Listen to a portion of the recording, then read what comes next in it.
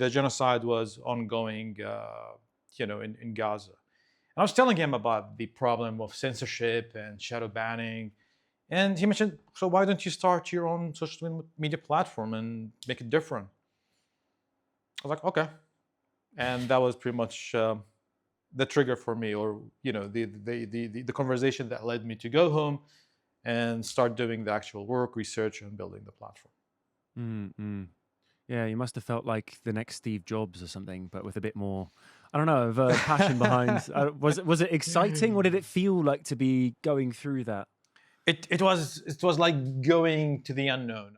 Issam, thank you for joining me. Very excited to chat with you this morning, or afternoon, Thanks for rather. Well, it's afternoon indeed. Thanks for having me, Tom.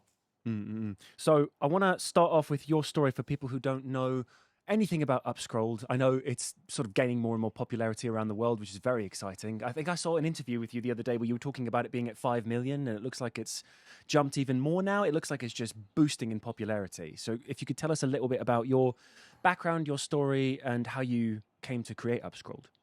Yeah. Let's start with Upscrolled, and then I'll go about my story. So Upscrolled basically is a new social media platform that I launched last year in July.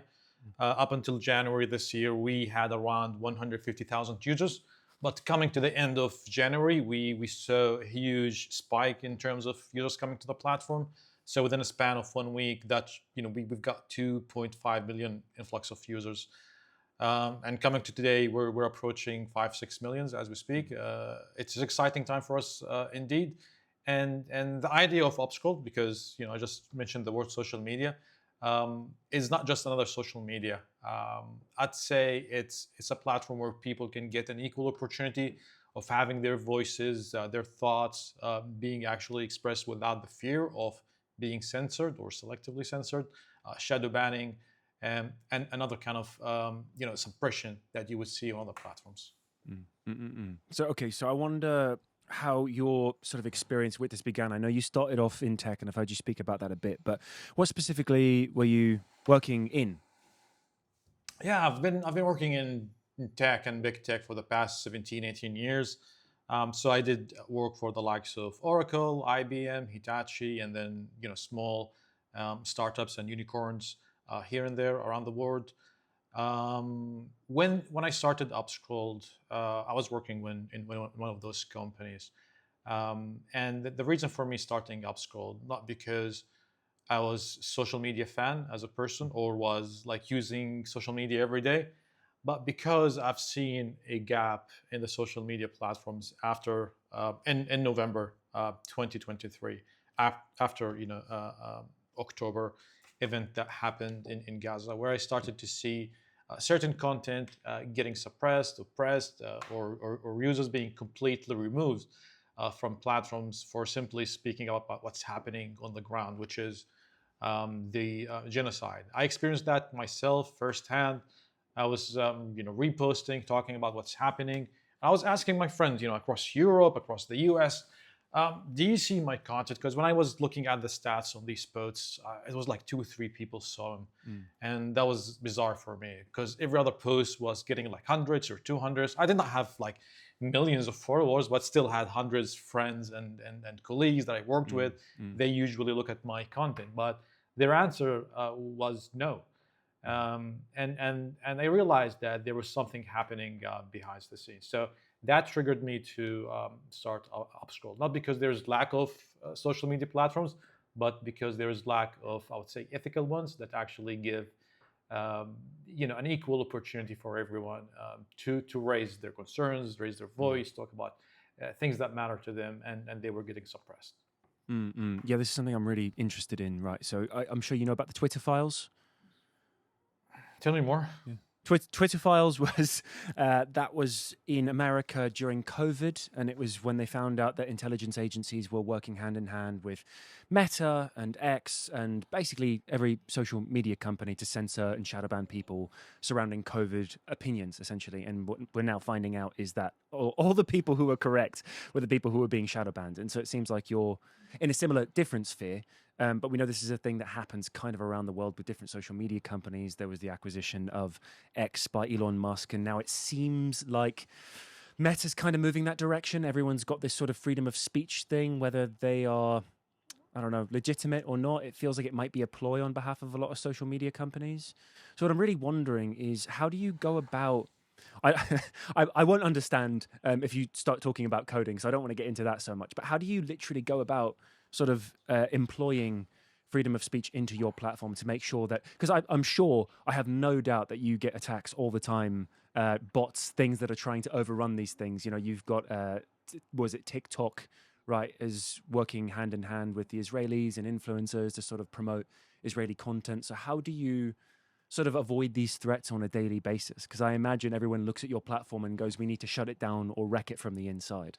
Oh yeah, 100%. And we had many of those instances where we got attacked by bad actors. We call them Mm, that, and basically their intention was to get the platform to have bad reputation or having some sort of violation here and there. mm, Whereas our community guidelines are very clear on what is allowed and what is allowed.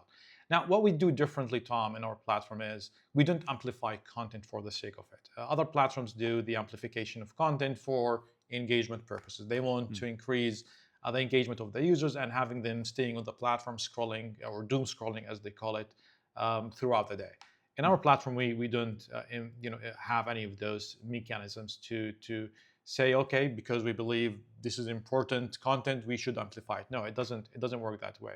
We work in very simple way, which is having feeds in chronological way, and that means you follow certain people, and that means you will see the content that comes from these mm. people. It It's feels as almost simple like as more that. like an old-fashioned style social media. Pretty much, pretty much. If you go back in Mm, in time to 10, 20 years ago when Twitter first started, that was pretty much, how social media was. If you go to mm, Instagram, pretty much the same thing. So we're kind of bringing that now into how social media should be working, and evidently is something revolutionary because people are now getting exactly what they want to see rather than having someone else manipulate the feed for them. So we don't mm, have an algorithm that would push things your way just because we believe it's the right thing for you or because we track your behavior on the platform or outside the platform. And this is something that every other platform uses. So this is the real fundamental difference between Upscode and the others. mm, mm. Okay, so something I'm kind of wanting to pick your brain about, because I understand that and I've heard you sort of speak about that before, but there must be some sort of I don't know, hierarchy of how you prioritize content. Because if you have bad actors coming in, right, with pro-Israeli content or trying to push bad things, something that a lot of social media companies are talking about right now is, for example, child safety is a big thing in the UK, and there's a big debate on whether the more important thing is to protect children, or if actually that's a big debate around free speech and censorship. So there sort of needs to be some hierarchy, right? Because there might not be necessarily an amplification of content, but there needs to be, Mm. say, a suppression of things that might be damaging to children. So inherently, there is some sort of amplification or suppression. So how do you go about? I'm curious, how do you go about doing this separately and in a different way than, say, Facebook is doing or X is doing? Yeah, that's a good question. I think that's a separate concern. Now, when it comes to content that actually would violate our community guidelines, which Sure. says which says no to hate speech and violence or incitement of violence or sexual material or CSAM and things related to that, it's against our policy. So users have the mechanisms first to report them. So if you come to the platform and you say something that doesn't look right, you can report it, and then our content moderation team will pick that up. As we speak now, we're trying to integrate with some AI and machine learning algorithms that would pick up content that might be violating and have that being reviewed by a human being. So Mhm. that us being more proactive. That's not suppression. That's us looking after our users, ensuring the safety of our user. There is no harmful content on the platform or illegal content on the platform. Because free speech doesn't mean harm for other users. It doesn't mean to Mm. have children being exploited or things similar to Yeah, that. of So course, of we're very course. careful about these things, and we deploy the technology as a protection, proactive protection for our users. Sure, sure. Yeah, I do think they are different, but I do think there's a slippery slope there, because you do get into there's a really good cartoon. I can't remember who drew it. It was in some newspaper recently, and it was talking about how would you like your censorship wrapped?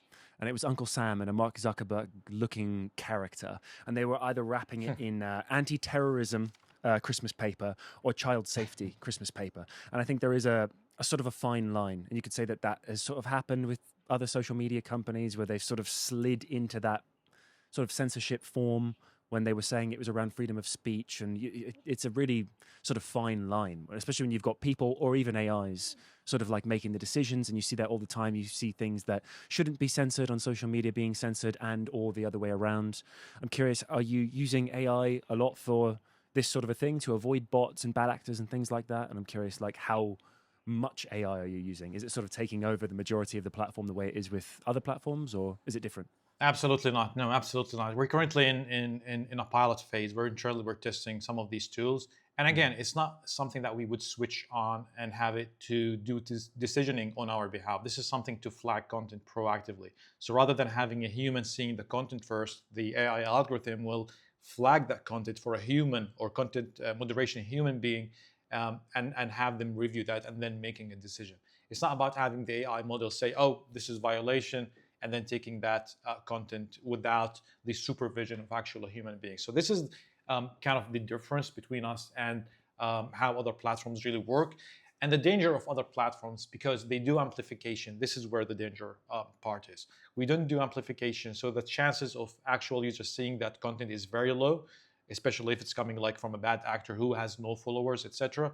Mm. Unless that person is an actual, real person and representative of who they are, the chances of them posting bad content is very low. But still, this is something can still go through AI and proactively be, I would say, labeled as potential harmful content, and then having a human being in the loop and then making that decision.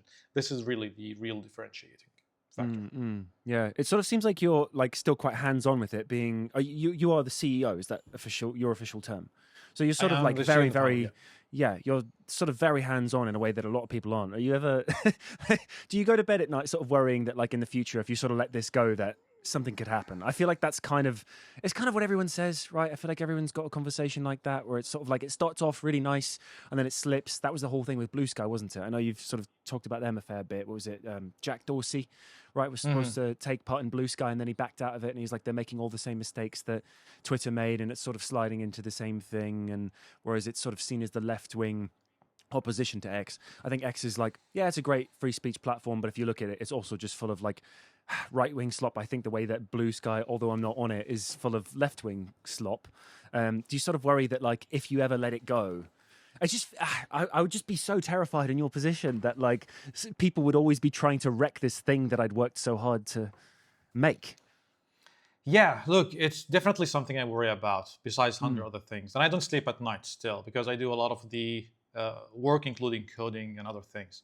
mm, But here's the thing: I think we are building the platform based on principles, and we're not biased towards right or left or center or whatever. We want to provide a space where everyone, regardless of your background, ethnicity, your views about topics in life and world, to have the fair chance of your content being seen. So we're not driven by ideology or political agenda or else. And this is part of our North Star or principles that we founded Upscrolled on. And that's going to be the way it is always. Unlike, Blue Sky, unlike mm, X, and unlike other platforms who are heavily influenced by political agenda, as we have seen in different ways, whether that's with Meta in general or with X, and now having Elon Musk owning it and seeing how content is being treated on the platform by different users. mm, mm, mm. Okay, so could you tell me a little bit more about your journey? What was your sort of back? I don't know if you can talk about that, but what was your background? I'm curious with these other tech companies and what led you specifically. You talked about it a little bit there with shadow banning and realizing that this was going on, but I don't know anyone else who's done what you've done. So I'm just really curious. Like, it feels like you've got quite a particular journey. Yeah, look, like I said, I wasn't particularly interested or fascinated by social media. So me jumping and starting a social media platform wasn't because there was lack of social media platforms, but because there was a lack. And a little bit more about myself. I am from Palestinian origin, so I'm connected to what's happening there. Quite a lot. Let's put Mm, it that way. And I felt obliged as a human being to do something towards what's happening. And the first thing I've seen, that I was having a gap is the selective censorship and the shadow banning and so on. So I thought of rather than working with big tech and other companies who don't give a shit about, humans in general, and some of them were actually complicit in the genocide by supplying infrastructure or whatever, for Israel and other parties, not really worth my time. So I would rather doing something else that would benefit, hopefully, humanity and would make me sleep better at night. And that's why I thought of starting a social media platform.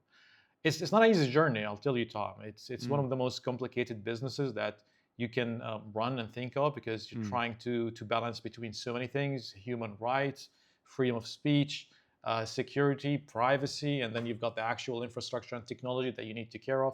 So there's so many problems and issues that you need to deal with. But I felt I'm compelled to do something, giving my experience and what I've been doing previous, which is again not anything related to social media. It was pretty much in the data and analytics as well as AI space. Still dealing with a lot of data, but not as a social media platform. So was it your? How did it come about in the first place? Was it your initial idea? Were you with mates who you were working with, or you just woke up one night and went, "I know what I'm going to do. I'm going to make a social media company that's unbiased in any possible way." How did you? That's Yeah. yeah. I mean, I think I always had the idea why there's no other platform. That's before Blue Sky and TikTok and I thought was why there's only Facebook dominating everything, and Twitter wasn't that popular back then, but why there was no alternative. But then that idea didn't really come to reality. And in 2023, I was doing my MBA, and I was traveling a lot for that MBA. And one of my mates from the business school was visiting me in Sydney, and the genocide was ongoing, in Gaza. And I was telling him about the problem of censorship and shadow banning, and he mentioned, "So why don't you start your own social media platform and make it different?" I was like, "Okay," and that was pretty much the trigger for me, or the conversation that led me to go home and start doing the actual work, research, and building the platform. Mm. Yeah, you must have felt like the next Steve Jobs or something, but with a bit more, I don't know, of a passion behind. Was it exciting? What did it feel like to be going through that? It was like going to the unknown. I No one knew what I was building, even my mate.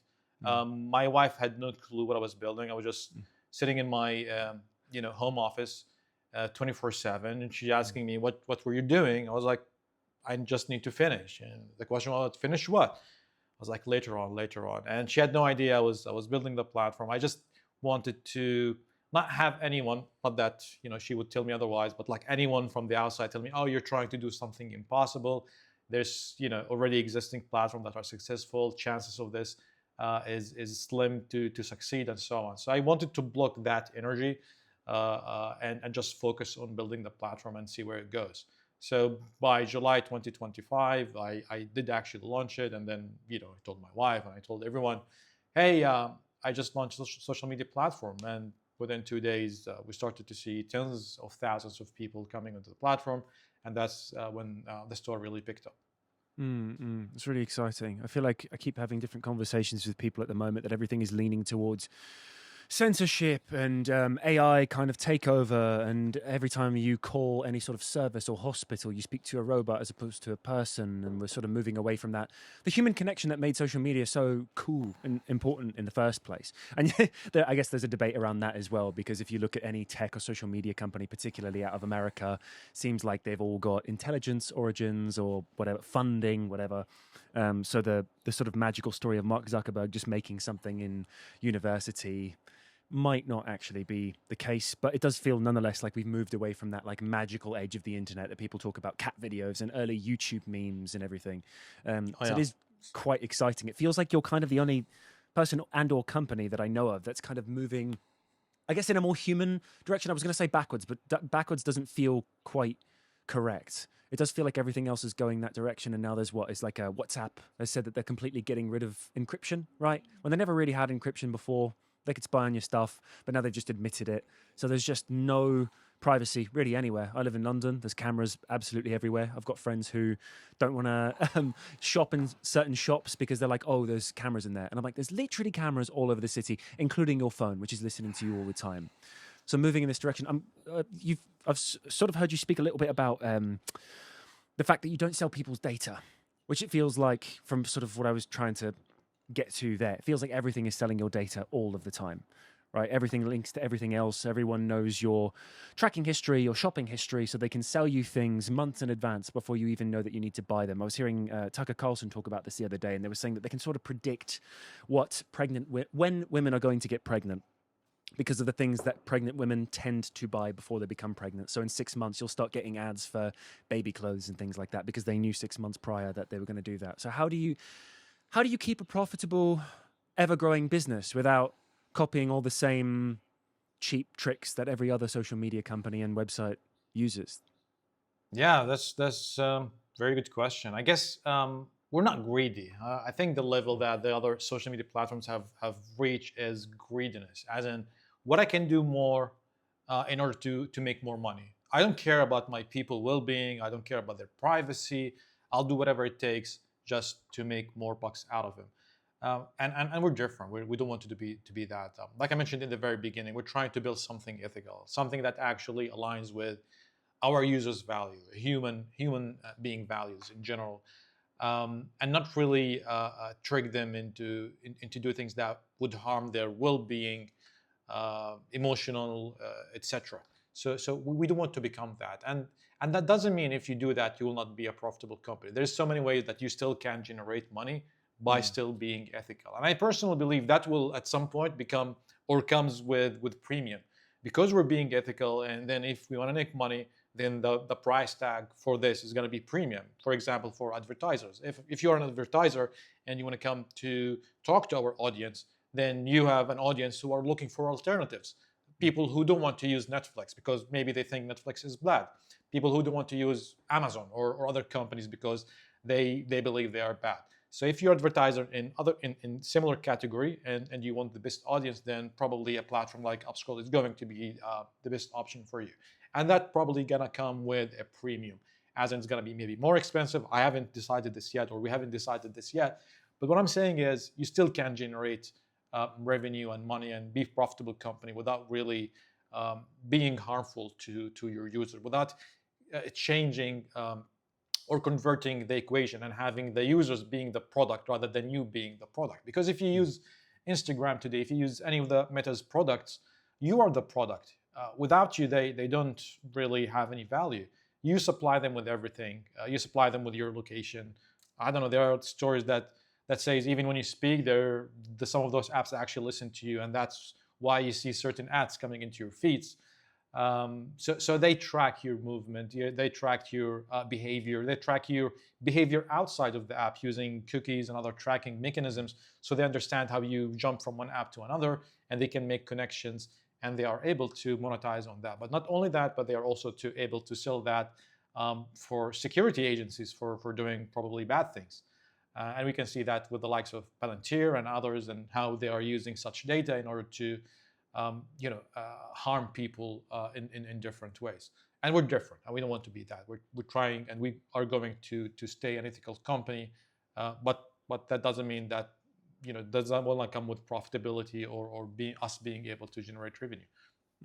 Mm. Yeah, I heard someone talk about this the other day. They were talking about like the chocolate slave industry and how most of our chocolate comes from slavery, essentially child slavery in Africa. And it's that thing of, I suspect people would pay a little bit more if they could guarantee that their product wasn't supporting that industry. And I think it's the same thing with social media, is the fact that like if they can trust you and they know, and it's not a secret anymore. Like there was, it was 20 years ago, sort of the whole NSA scandal. And now we're to the point where everybody knows that you're being spied on all the time. It's no secret. You got Roombas that scan your house and sell the data to Amazon so they can sell you more bath towels, or the Alexa is listening to you all the time. The computer's probably listening to us right now as we speak. Exactly. I read this book. It was called Choke Point Capitalism. Came out maybe 5 years ago. It was actually, you're sort of reminding me of The Social Dilemma, because that was the big documentary that came out on Netflix and sort of exposed it to a wider group of people, how they were sort of spying and stealing all of your data. I think it was specifically talking about Facebook, but also other social media companies. And one of the engineers who was in the social dilemma, she wrote this book called Choke Point Capitalism. And it was all about how companies get so big that you'll never really get another company like them today. And it was talking about things like the music industry, right? Spotify, Amazon, just basically the major big companies like that, social media companies. And it was saying that what they do is they go and buy out any sort of, I guess, futuristic tech or development in software, and they patent it so that other companies can't get that. And it was talking about the analogy I remember best. It was talking about like other companies trying to match Amazon's scale of shipping. And Amazon has reduced the amount of workers in its buildings, and everybody's seen those big like robot tower things that like grab something from one side of the factory and zip it across to another. And they all know how not to hit each other because they're all on a grid system, and they just zip around the building. You've got the dark factories, right? They call them the dark factories because they work 24 hours and they don't need the lights on because there's no people there for car manufacturers. Yep. I'm curious because this is not a physical product. It's not a practical thing that you're sending people. It's a digital download. I'm curious if you've experienced anything like that. Is there any sort of like thing you've been locked out of being able to access? Maybe a software that someone's developed that makes it easier to run this sort of a company? I imagine there is. I just don't know enough about this to even dream up what it could possibly be. Yeah, unfortunately, that's quite true, because even if you want to have, social media platform like Upscroll being accessed by different users, you need to access the ecosystem which is built by those companies that you just mentioned. You need to access infrastructure that is built by Amazon or AWS to be specific. You need to access infrastructure by Google, which is so you can have access to people on Android. Or if you want to access people on iOS, then you need to go to the Apple Store. So these are the gatekeepers, or they can control, what comes in, what comes out. They can turn off the switch anytime they think, that's appropriate for them, or suit them for whatever reason. So we're still unfortunately under the control of these companies, even the existing social media platforms out there. But they probably have, certain agreement and relationships with those ecosystems. But when it comes to small social media platform like Upscroll, which is still trying to fight its way, those are barriers. So these are things that concerns us all the time. Back in March, Google has delisted us from Google Play Store for less than 24 hours without giving us any notice. And then the people on the internet done what the internet does. They rallied around us, and then we became trending in less than 24 hours. And that, I believe, pressured Google into having us back on the Play Store. But again, without any notice. So they did not tell us why they removed us. And you never found out? Not really. Not really. There was no official communication as in why they removed us, or written communication as in why they put us back. But some people say it was a mistake. I don't believe it's a mistake just to remove an app from a store. It's driven by a human being, so a human being make those decisions.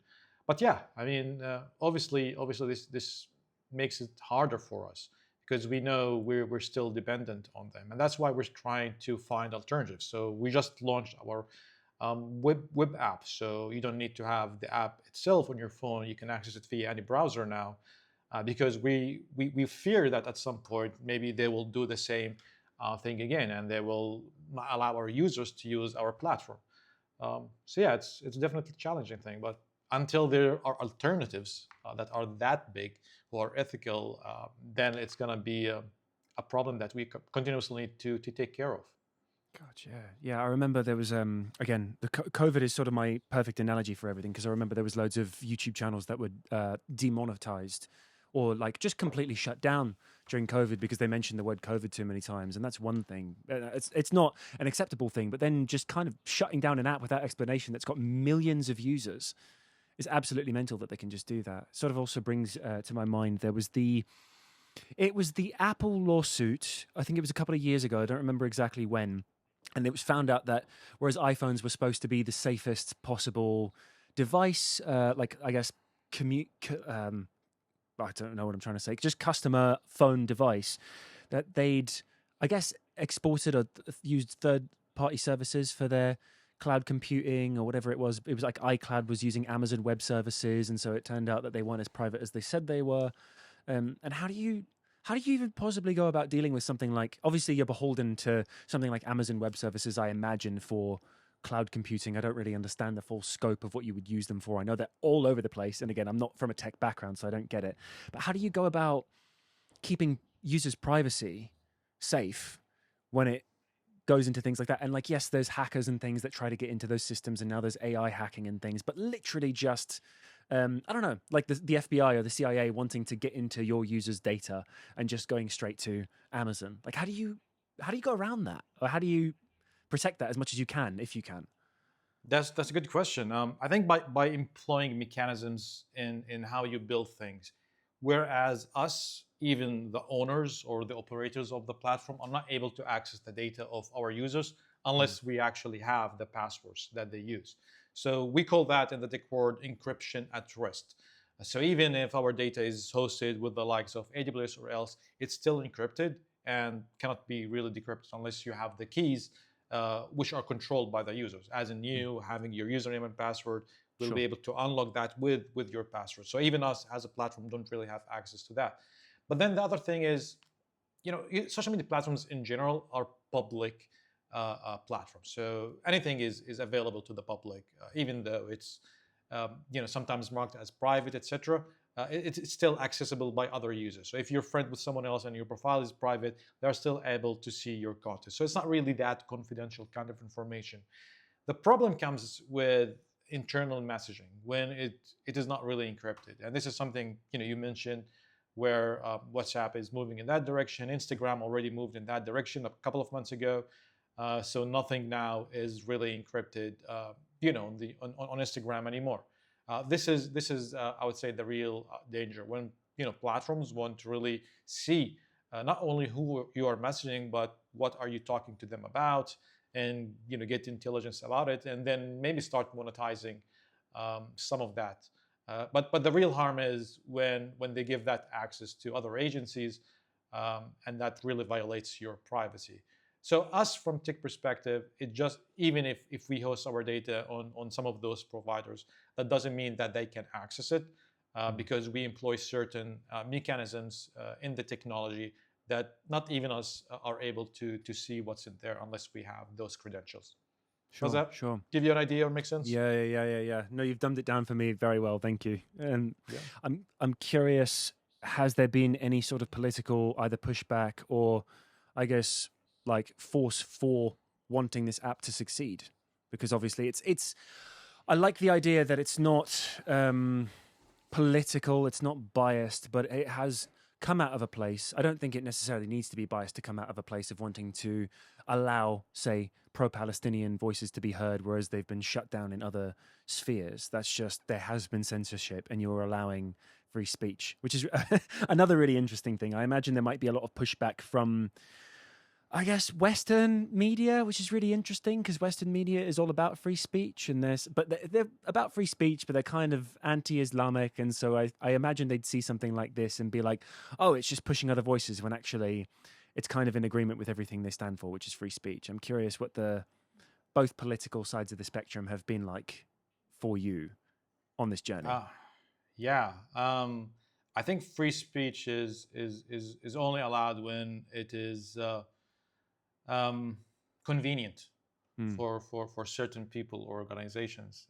Given my background, I guess that drew some attention into the platform, and that got certain organizations to talk bad things about us, or call me specifically anti-Semitic, or encouraging anti-Semitic content. And this is absolutely not true, because our community guidelines and the way we enforce is even better than the existing platforms, which is surprising. If you mm, go to some of the platforms today, you'll see all kind of hate speech and anti-Semitic content there, and it's allowed. And I mm, question myself, well, then how is that allowed on these platforms? And when you come to Upscroll, this is pretty much controlled. We don't allow any hate speech or anti-Semitic or being anti anyone really in the world. But I guess because again of my background, I'm an easy target, and that's a target for them to bring down. Why? Because again, we're not suppressing the truth, as in what's happening um, in different places around the world, including the U.S., including what ICE been doing in the U.S. and continue to do, including what's happening in Palestine and Gaza, Mm. and what the IDF is doing, and so on. So we're really I don't know if we're scaring them, but obviously we're making some sort of trouble that they are making the efforts in every single possible way for them to have us listed as a hate speech platform, or pushing other organizations, possibly Google and others, to remove us, from the app stores, Mm. um, and that generally would have bad reputation. But the good thing is people now people understand the truth now. They've seen so much propaganda that they understand that this is the same playbook that they use every time, and I'm just another actor in that playbook that they're using. So I'm really happy that there is some sort of awakening that's happening globally, and people are will or more educated about world events and what's happening, to distinguish what's real and what's not. And that's, I would say, is a driving factor for our success so far. Mm, mm. I'm curious, how do you practically go about, because you talked a little bit there about hate speech, and this is a really big buzzword at the moment, because this is arguably the newest form of censorship, right? The UK is sort of the main example that people give, is people are getting arrested for tweets and Instagram posts about nothing because someone else classified it as hate speech, and it's not really what we used to talk about as hate speech. And now you've got European companies that are making people comply with I'll call it an evolved form of GDPR, because they don't want certain things platformed or said. And so they say, if you don't regulate your content, we're going to shut you down, and we're not going to let you work within the European Union. I guess my question around that is, how do you practically go about, if you really truly are looking to maybe not censor, but just remove genuine hate speech and allow the rest of the content to exist, which I imagine is an incredibly difficult thing to do. What does a board meeting look like where you plan that out? Do you have like lawyers or philosophers, or is it just the people who work within the company? Like, how do you go about practically planning out?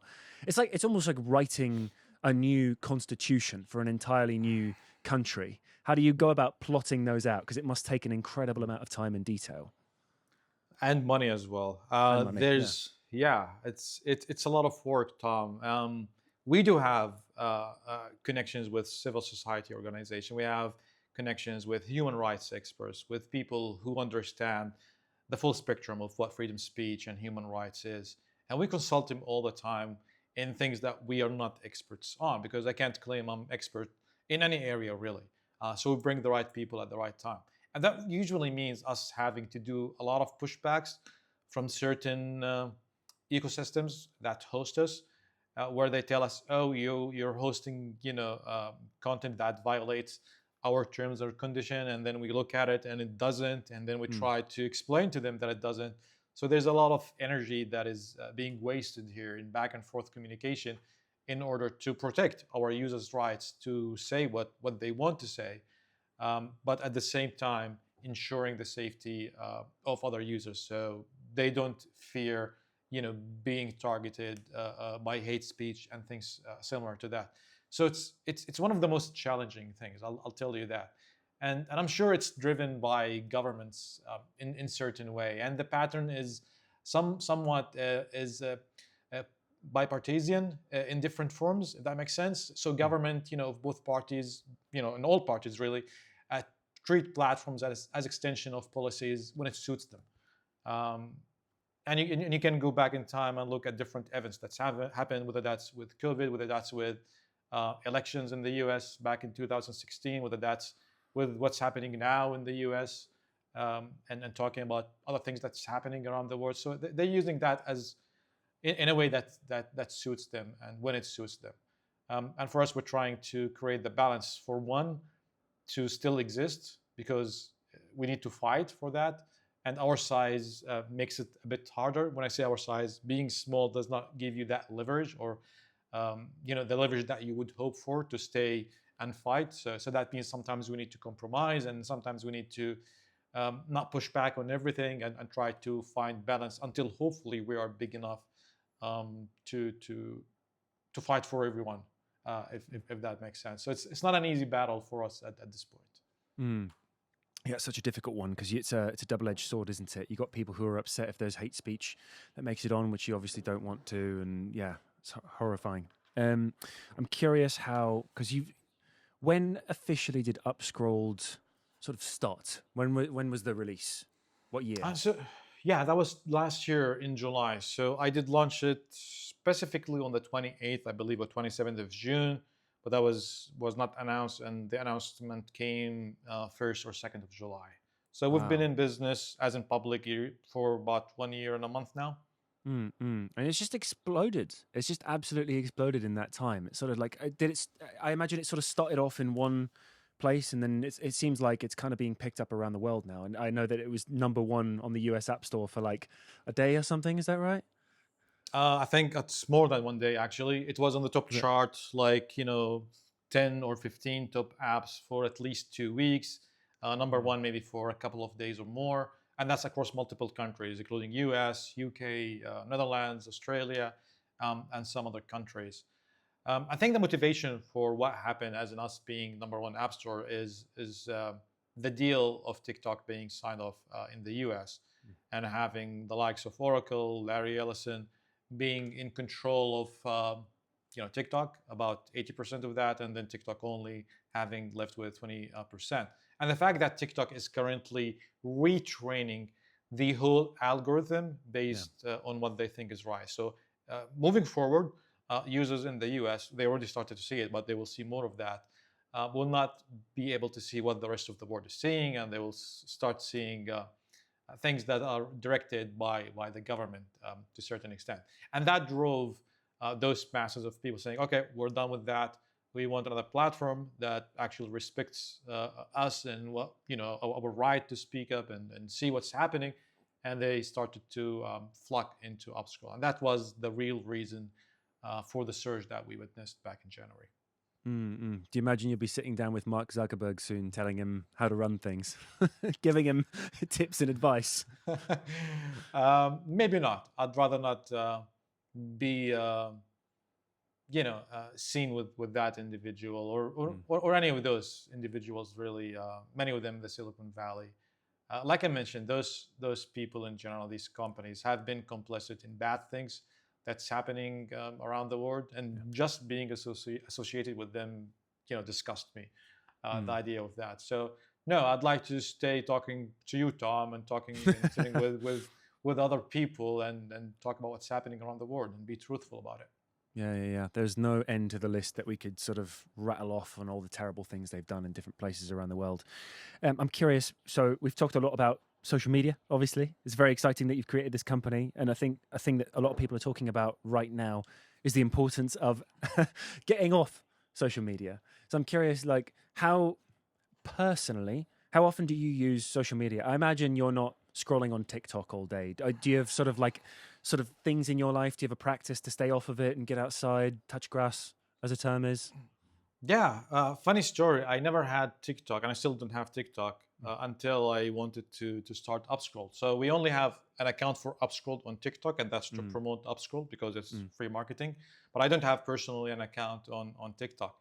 And my current usage on other social media platforms is mostly just to see what's happening on those social media platforms in terms mm, of products and features and what they're building and understanding the behavior and so on.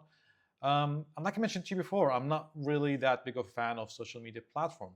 I believe social media platform, the best way to describe it is exactly when it was 20 years ago, when you were connected to your friends and you were seeing them traveling and mm, partying with their friends, or taking a photo of their I don't know, dish or cat, and liking and commenting on that. That's it.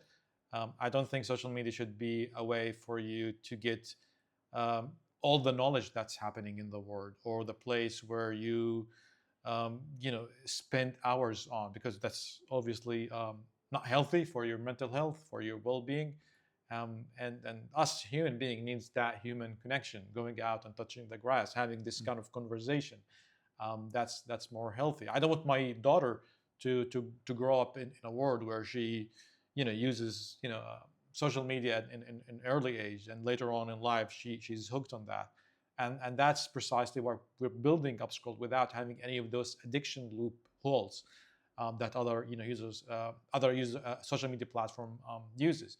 And it's quite simple. It's just by not having an algorithm and suggesting content that we think that you may want for the sake of increasing engagement.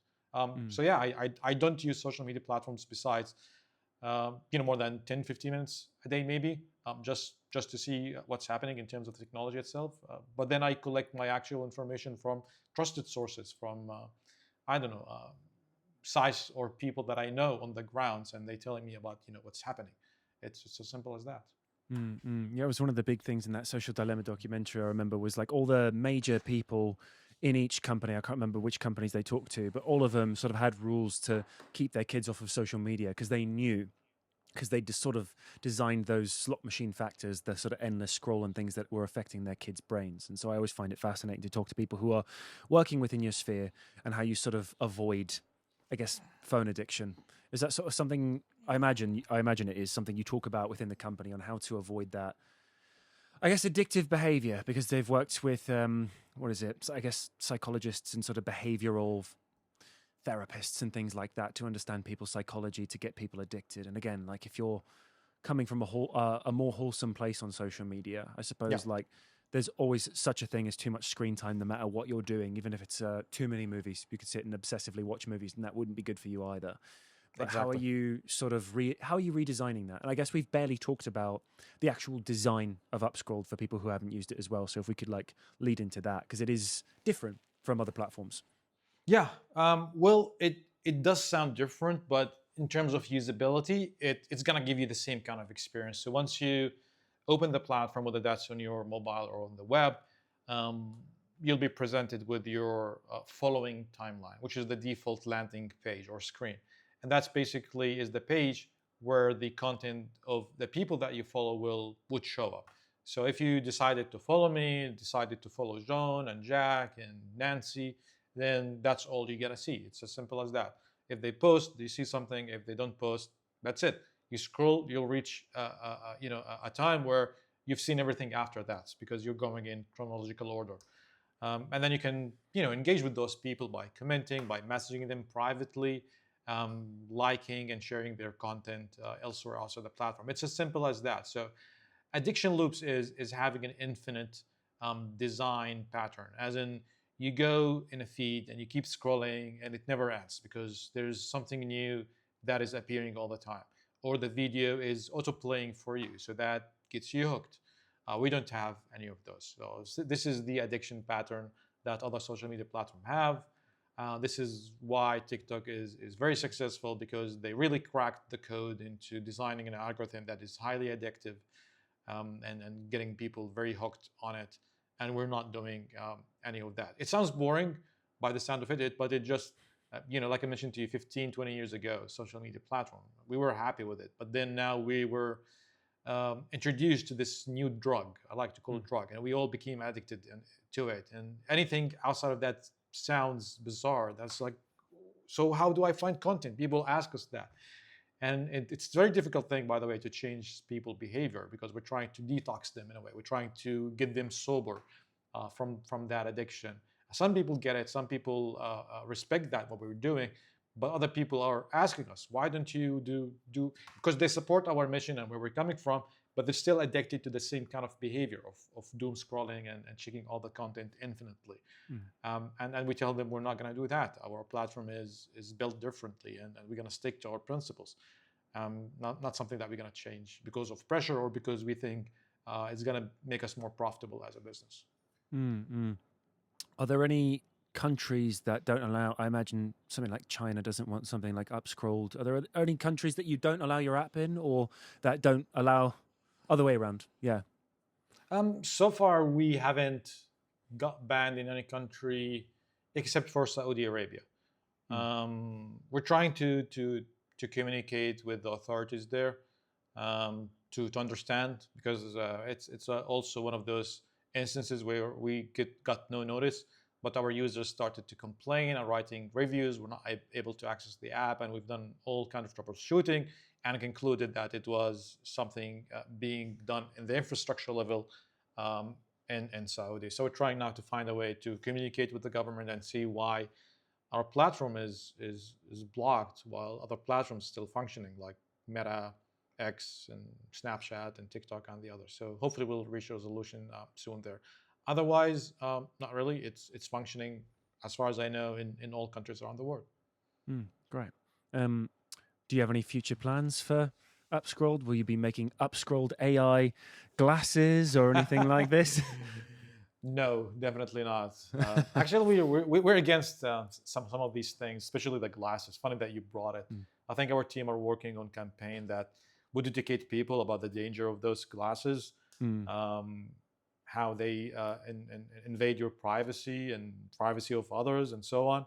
So no, I think we're gonna always be focused on being an ethical company, and that means in everything that we build, in every feature, even if we build a brand new product, that will always have the same principles. We want to be, build something that powers the people, not the other way around, and not really, prioritizing profits or revenue over anything else. Which I know that doesn't sound great with investors, which makes it a bit harder for us to actually also get funded and all that. But I guess that's really how we want to build Upscroll and continue to build it. Did you have some sort of did someone present you with the idea for glasses? Or it seems like that was quite a specific example for you. Even mentioning it now, you sort of go, oh God. And I think there was an ad in the street, a commercial by I don't know which organization, that they had Epstein wearing the glasses, the Meta glasses, and they were making some sort of lesson of that. So our team kind of picked that up, and they wanted to run similar campaign, I believe, to educate people about the danger of these technologies and what they mean. So that's really the connection. And we were having this discussion literally like last week, and I believe the team, as we speak now, they're building the campaign for it. Great, cool. Oh, that's really exciting. It's really exciting to hear that there's actually someone out there. There's a company with morals. That's two words that do not go in the same sentence together. But I feel like you are the only example. So I believe there's a lot of those companies around the world, Tom, and I think their time is now.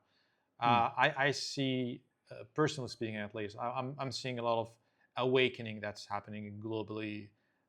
From every angle, really, from political to else, and people started to see things differently, and they started to wanting to have more ethical choices in anything that they consume or buy or use, and we're gonna probably witness a shift in those, and start seeing new businesses, smaller, coming into the play here, and other people starting using them. So I have hope in that. Yeah, definitely. It seems like it's kind of a thing across. I think people are just too aware of everything now. People are aware of what happened during COVID. We're sort of becoming more aware of that now. Even if people believed the lie up until now, as they're changing their minds about it, they talk about this with food, pesticides and herbicides, and get into food and buying local and buying fresh and buying organic and social media. I'd never expected that there would be a moral social media company. So very well done. That's very exciting. All the best to you, and thank you so much for joining me today. This has been a lovely conversation. Yeah, likewise. Thanks so much for having me.